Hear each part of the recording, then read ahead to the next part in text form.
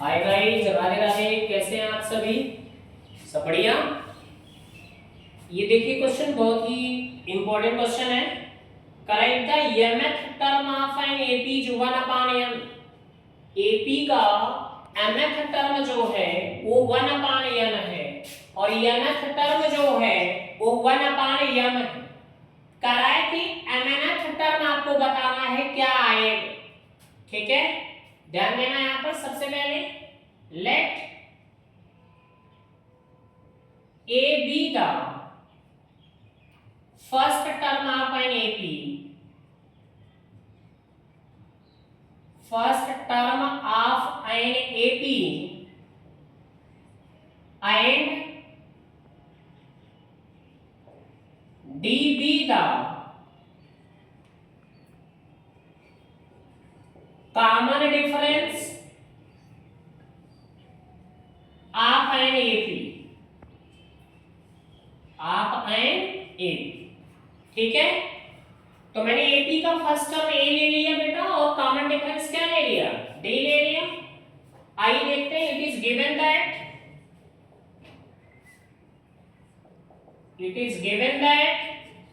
क्या करा है क्वेश्चन में? करा mth term of an AP.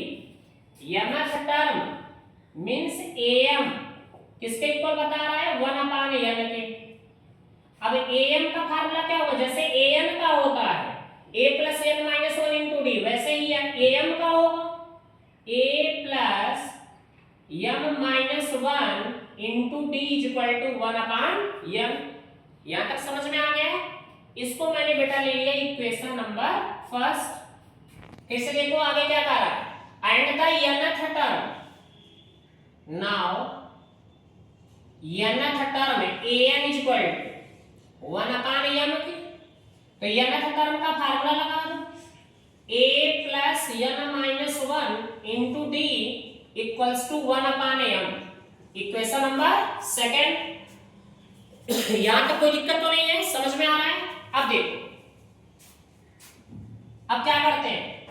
Equation second को फर्स्ट में से सब्ट्रैक्ट करते हैं। Subtracting equation second from equation first, from equation first we get, ठीक है, इक्वेशन फर्स्ट में से सेकंड को माइनस करना है, तो लेफ्ट को लेफ्ट से करेंगे, राइट को राइट से करेंगे। इतनी बातें समझ में आ रही हैं? चलो ध्यान देना। इतना समझ में आ रहा है? कोई दिक्कत तो नहीं है? ठीक है, mth टर्म आप आए एपी है ना, ये जो 1/n था और nth टर्म हमारा क्या था? 1/m था। हम इनको क्या कर रहे हैं? इक्वेशन सेकंड को सब्ट्रैक्ट कर रहे हैं। कहां से? फ्रॉम 1 से सब्ट्रैक्ट कर रहे हैं। ठीक है, या ऐसे कर लीजिए। ठीक है, इक्वेशन फर्स्ट को सब्ट्रैक्ट कर दीजिए। इक्वेशन सब्ट्रैक्टिंग इक्वेशन फर्स्ट को सब्ट्रैक्ट करिए किससे? इक्वेशन सेकंड से। ये सही पड़ेगा, यहां से कर लेते हैं। चलिए, तो फ्रॉम इक्वेशन सेकंड से इक्वेशन फर्स्ट को सब्ट्रैक्ट कर रहे हैं। लेफ्ट को लेफ्ट से, इसका मींस ये राइट साइड है, तो राइट को राइट से, लेफ्ट को लेफ्ट से। तो यहां राइट में क्या है? 1/m, 1/m माइनस हो जाएगा क्योंकि सब्ट्रैक्ट कर रहे हैं 1/n इक्वल्स टू, इसका लेफ्ट हैंड साइड क्या है? a plus n minus 1 into d, a plus n minus 1 into d subtract करना है। इसका कितना गिवन है? a plus m minus 1 into d, bracket में करते हैं a plus m minus 1 into d। Clear है यहां तक? कोई दिक्कत तो नहीं है? आगे बढ़े, ध्यान देना। इन दोनों का एलसीएम ले लीजिए। क्या आएगा? n का मल्टीप्लाई यहां पे करते हैं m का मल्टीप्लाई यहां पे करते हैं m equals to a plus, ये जैसे वैसे जाने दो, या ब्रैकेट ओपन करना चाहो कर सकते हो। n का d में n d plus minus minus 1 का d में 1 d माइनस ब्रैकेट अभी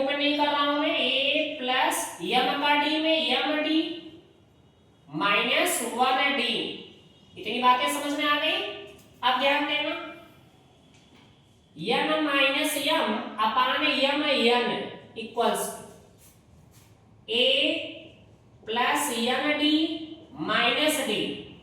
ब्रैकेट ओपन करो, minus a minus plus minus m d minus minus plus ये डी आर। यहां तक कोई प्रॉब्लम तो नहीं है। अब ध्यान देना बेटा, ये माइनस डी और ये प्लस डी कट गए, प्लस ए और माइनस ए कट गए। इतना समझ में आया? कोई दिक्कत तो नहीं है। अब देखो, यन माइनस यम अपान यन यन इक्वल्स इन दोनों में प्लस एन डी और माइनस एम डी में क्या कॉमन है? डी कॉमन है। तो क्या बचेगा यहां से? डी कॉमन या प्लस एन और यहां क्या है? Minus n. इतनी बातें समझ में आई? कोई दिक्कत तो नहीं है। अब देखो, ये बेटा यहां मल्टीप्लाई में, अगर ये इधर आएगा तो डिवाइड में आएगा, तो एम माइनस एम से एम माइनस एम क्या हो जाएगा? कट जाएगा। तो मैं अगर आपसे कह दूं ऐसे कट कर दूं, ये 1 जा और ये वाला बंदा क्या हुआ? कट गया। तो d की वैल्यू यहां से क्या निकल के आएगा? अगर हम आपसे कहें तो d इक्वल टू क्या आएगा? 1 अपान mn। d की वैल्यू 1 अपान mn आएगा। यहां तक समझ में आया? कोई दिक्कत तो नहीं है? देख लीजिए, कहीं कोई प्रॉब्लम हो तो बताइए। आ रहा है समझ में? d की वैल्यू क्या आ गया? 1 अपान mn आ गया। कहीं कोई प्रॉब्लम तो नहीं है? चलिए आगे बढ़ते हैं। क्लियर है सारी चीजें? ठीक है। अब d की वैल्यू हम इक्वेशन फर्स्ट में पुट कर रहे हैं। d की वैल्यू इक्वेशन फर्स्ट में पुट कर रहे हैं। Putting the value of d in equation first we get, बेटा इक्वेशन फर्स्ट क्या था? a plus m minus 1 into d equal to 1 upon n। ये आपका पहला इक्वेशन था, फर्स्ट इक्वेशन था। Therefore a plus m minus 1 into d, d की value अभी क्या आया था? 1 अपान mn आया था। 1 upon mn equal to 1 upon n के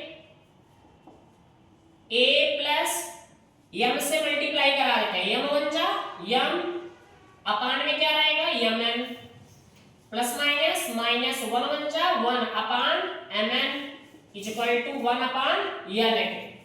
यहां तक क्लियर है? कहीं कोई दिक्कत तो नहीं है? अब देखो बेटा, m 1 जा m कट गया, तो क्या है अपने पास?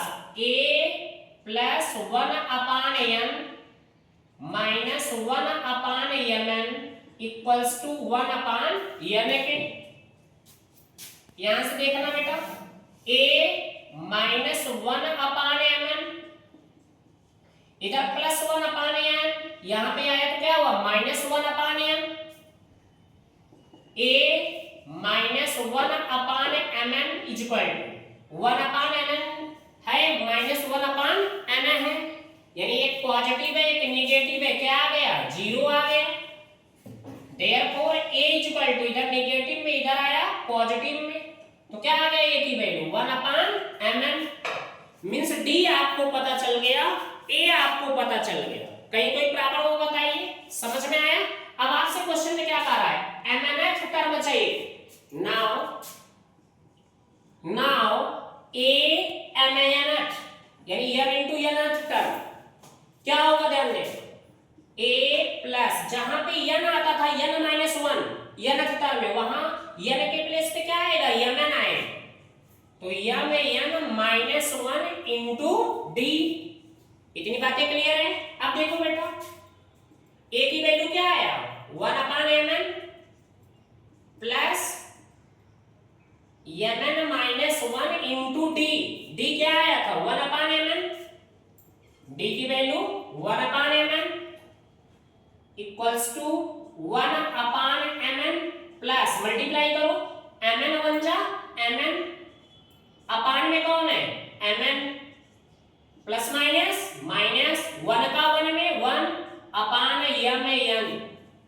इतनी बातें क्लियर है। अब देखो 1/mn पॉजिटिव है और 1/mn क्या है नेगेटिव, कैंसिल हो गया। यहाँ पर mn से mn कटेगा, क्या बचेगा 1। तो बेटा पता चल गया कि जो mnth टर्म का हमारा ये वैल्यू चाहिए वो हमें कितना मिल जाएगा 1 मिल जाएगा। ये आपका राइट आंसर हो गया कि mnth टर्म की वैल्यू क्या आ गया 1 आ गया। समझ में आया? कहीं कोई कंफ्यूजन तो नहीं